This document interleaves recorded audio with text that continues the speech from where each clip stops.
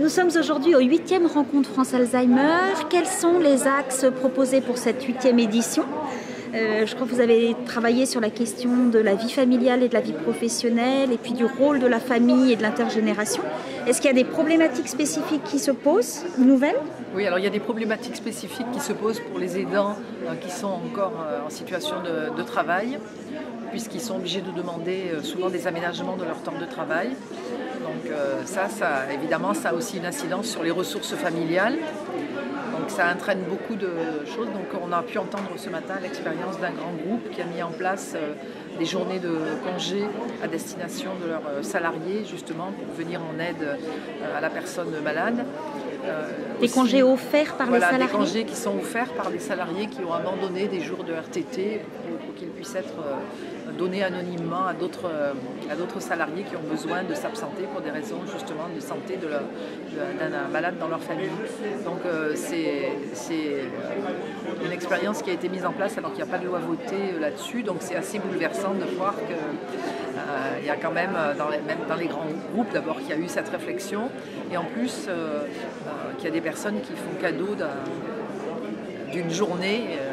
C'est un beau témoignage de solidarité vis-à-vis de ces aidants. Vous nous avez signalé aussi ce matin que les aidants étaient aujourd'hui à la frontière entre l'aide aux aînés et l'aide aux plus jeunes. Ça, c'est une nouvelle typologie aussi de situation familiale ? L'âge des aidants, quand les aidants ont à peu près une moyenne de 50-55 ans, ils ont souvent des enfants qui sont peut-être encore étudiants ou qui n'ont pas encore trouvé de travail. Ils ont également des parents âgés à charge. Donc eux, c'est la génération, on va dire, qui est exempte financièrement parce qu'il faut qu'elle mette la main au portefeuille de tous les côtés pour mettre un complément, pour venir en aide à leurs parents, pour payer toutes les dépenses qui sont liées à la perte d'autonomie que la solidarité nationale n'assume pas. Et ensuite, évidemment, le soutien à leurs propres enfants encore étudiants. Parce que la loi d'adaptation de la société au vieillissement, aujourd'hui, elle propose une enveloppe qui est assez dérisoire, de 500 €. Il y a par ailleurs un plan maladie neurodégénérative. Qu'est-ce que vous en pensez ? Qu'est-ce que vous en attendez ? Alors la loi d'adaptation de la société au vieillissement, elle a été coupée en deux. Donc toute la deuxième partie sur les établissements, elle est reportée sine die. Il n'y a aucune date offerte à l'horizon pour donner un peu d'espoir aux familles. Et qui plus est, elle est passée en Conseil des ministres, mais cette loi, elle n'a pas été votée par le Parlement. Donc ça veut dire qu'il ne peut pas y avoir de décret d'application et que donc la loi ne s'applique pas.